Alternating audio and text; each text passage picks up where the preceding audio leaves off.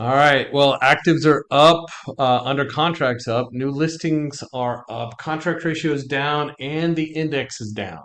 And typically, the contract ratio is headed up right about this time each year. So is the Cronford Market Index. So we're about to talk about why that's happening.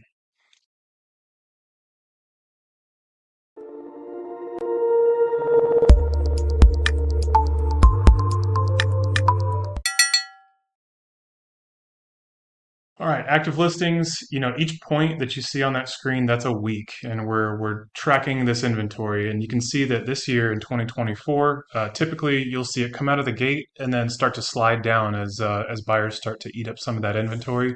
But not this month or not this year.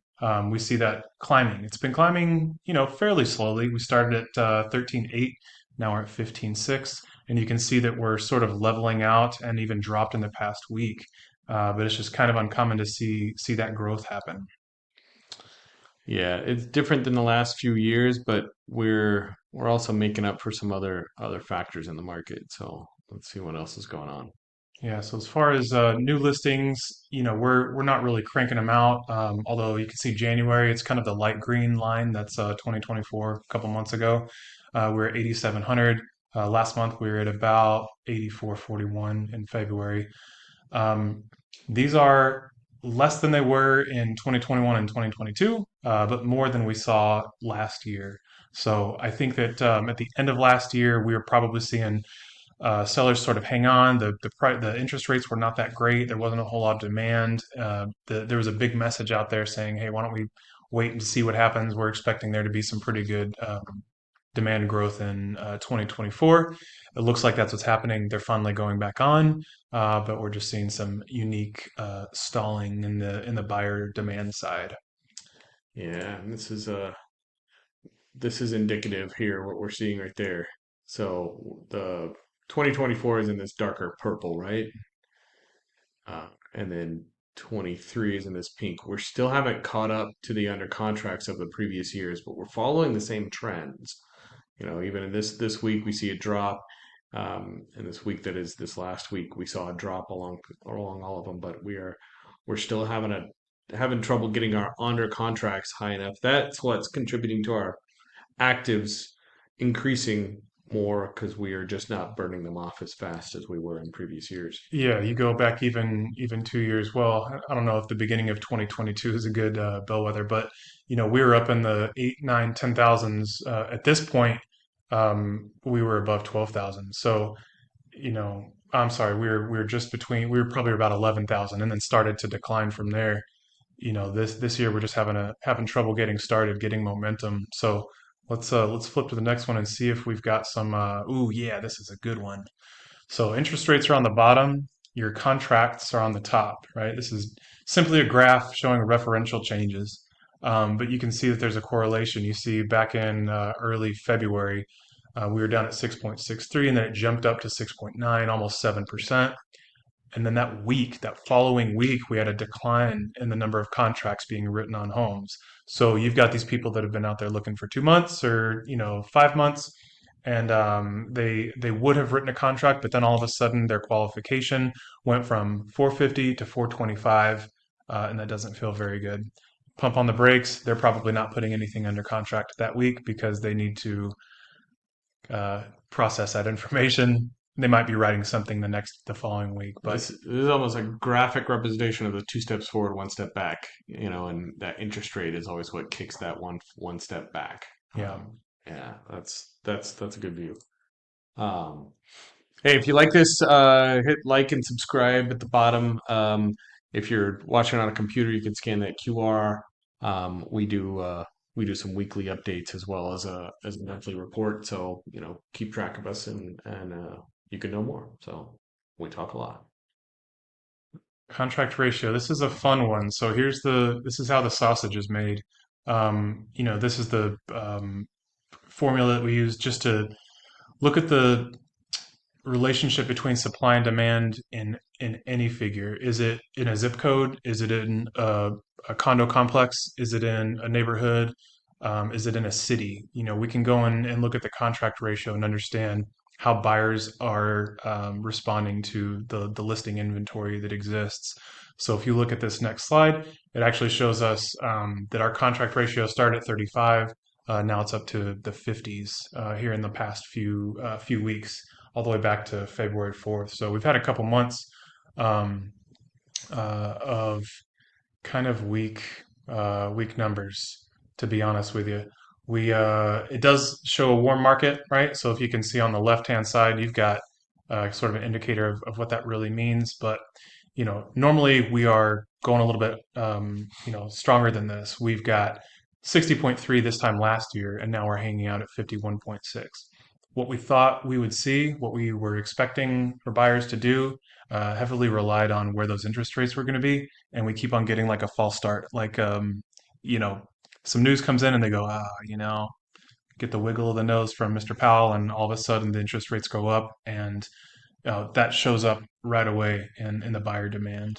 And we're used to over time, if this graph went back even further, we're used to in this market of a little bit higher contract ratio, a little bit faster moving market. So even though, like you said, that 53.3 sits in this warm market almost to hot market, it feels slower Hmm. because we're just not used to it. Even in 23, we were higher than that, and our memories that go back to 21 and 20, we were in the ridiculous insanity area. But even prior to that, we had contract ratios higher. So this just feels slow. It's not unhealthy, but it feels slow. Yeah, it's just not speeding up as quickly as it normally does. But things are selling, and luckily we don't have a ton of listings just flying onto the market and kind of messing with this ratio. So Right, right. let's look at a couple other areas. I've got a condo listed in Mesa between 250 and 300K. This is important for me to look up and have a conversation with my seller and say, hey, look, these are the patterns that we might expect. This is what happened last year. This is what we're seeing this year. And this isn't to say, you're going to get multiple offers on your house and it's going to go above list. This is just to understand there's strong enough demand in this area right now. We should be seeing some decent activity. And if we're not, then we need to tune our strategy. And this also shows how much this contract ratio can change depending on what kind of market area you're looking at. The previous slide was overall in all of Armless versus this is really nailed down into the Mesa Condo 250 to 300K. So it can tell a different story. And we even tell a different story on the Scottsdale 2 to 3 million. Um, Even though those contract ratios look high, this is not nearly as dramatic as the Mesa Condo set. So Yeah. um, it is important to recognize that contract ratio in the market that you're interested in, whether you're selling or buying, that can be down to not just zip code, but down to neighborhood or square block kind of thing, Hmm. because that's how granular we can get this contract ratio done. Right. I think so here's Cromford Market Index. This is a tool that we use, a tool that exists for us. They compile a bunch of different pieces of data and give us this index. The index is it's sort of like the like the contract ratio, where it gives you sort of a feeling like a warm to cold, metric. But you can see on right about 100, if the Cromford Market Index is hovering around 100, we're probably in a generally balanced market. The purple line, that's last year, 2023. You can see that it was pretty balanced because we had just gotten finished with a huge correction, and then we saw some strong growth, up to 160. That's a seller's market. There were multiple offers happening. We saw some price increases up through the summer, and then we started to see it trail off. So with these compared to 2022, 2022 is our adjustment year, right? That's when we had a market correction. So this next slide, you'll see it looks a little bit more dramatic when you Yeah. have just these two on the When we screen. blow up 2023, we can see how 23 looked. We got pretty hot. We had a little bit of adjustment here. Interest rates, things like that came out. Although we didn't swing so low. We didn't actually push into a buyer's market. We started coming back up, and this in 24 we came here, and now we're leveling out. And I kind of take this as we're used to we're getting used to the interest rates, not so we're not seeing things fall off. Our buyers are used to the market interest rates, the market. We're this kind of flat line plateau tells us that like both buyers and sellers are kind of they're used to it. Like we're playing the same game, and we're at least pushing it. Yeah, and I guess when you look at it, we're probably hovering between 6.5% and 7%, and we have been. Although the first 3 weeks we were expecting those to come down, so when the news was broken that that might not be happening, I mean, you can see how that directly affected those first 3 weeks. We were pretty hopeful, and then we said, oh, okay, maybe this is where we're going to be for a while. So I would say if for the rest of the year we're at 6.5% or 7%, you would see probably very little modulation throughout the rest of the year. I think naturally we'll get a little bit of drop just through our seasonal cycles, but it shouldn't be extreme as long as interest rates stay pretty stable, Yeah. right? We'd all love them to come down, and that's where we're at. So Here we go. This is how things break down into individual, like that Cromford market index into individual cities, and you can see how they have very different stories between them. yeah, so we looked at the whole, right? Basically, all of Armless, all of our multiple listing service, all areas, all price types. This just takes a look at the specific cities. So they all have a different story. I mean, look at Buckeye, you're in the 70s. In Chandler, you're up in the 200s. That's a different selling environment. In Buckeye, if you're at 70, that's the Cromford Market Index. That's the sort of the demand level of what you should expect. It might be harder to sell your house. There's probably more on the market. They're probably selling, taking longer to sell. Fewer of them are going under contract. And then reverse that for Chandler. Out in Chandler, you might not have very many going for sale, but you've got buyers waiting for them. And as soon as they go on the market, you've got them under contract. So all these cities tell their own story, but that's why it's important to narrow down and look in these neighborhoods and don't get caught in the hype. When they're talking about, well, this is how the market's doing this. Well, you mean the market at large? Like that doesn't necessarily help you if you're building a strategy to sell a house or buy a house. This is where you can dive deeper. Right, got to get deeper. And notice that like even Buckeye, who has his market index down at 65, that's not horrible. It's definitely well into the buyer's market. It's not necessarily a seller's market. And things are still moving. If we pulled up again as a realtor, you have to pull up more information than just this. In Buckeye, we might look at like how many sales did that account for, how many transactions were actually going on. Talk to the agents that have active listings. What are their showings like? Are they seeing a lot in Buckeye and then deciding to go buy in Goodyear or something like that that's near or whatever. So Yeah. there's more information that goes into this, and this gives you a general idea of how fast things are moving in the areas. Yep. So let's say you get relocation and you got to be out there in 5 weeks or whatever it is. Your motivation is going to change. And if you can look at the data and see that, you're going to have to be extremely competitive in your sale, you might need to, take some concessions while you're, in order to be that first one that people pick, the next one that the buyer puts under contract over all of the others that are out there. So, Right. And this is I mean, we have another video that talks about how to calculate that contract ratio, but this is that ratio is something that can be done cross country, that can be done in any market.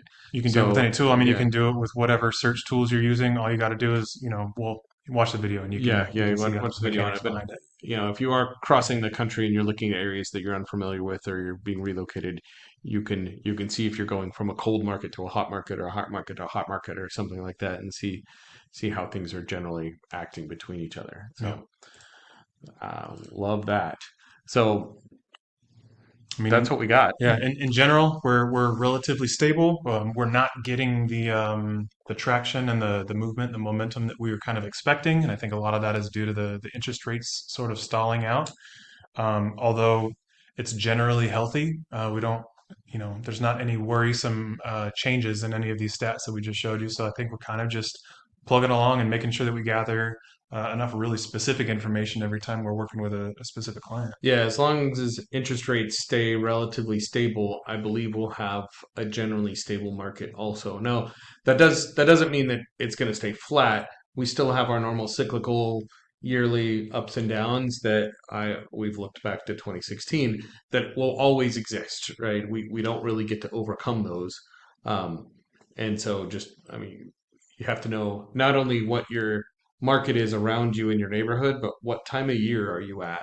So that are you selling at or buying at so that you can adjust your strategy and such. So um, we hope for while I do hope for lower interest rates, Stable interest rates would also be good because that means predictable, and we can predict better outcomes and work with our buyers and sellers better Yeah, because as we soon know as you what's have going a on.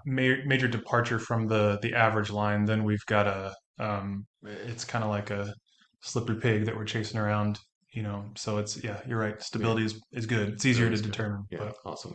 Well, thanks for listening. Again, like and subscribe or visit us myphoenixrealestate.com, myphxrealestate.com, and holler us, and we'll see you next time. Bye. Bye.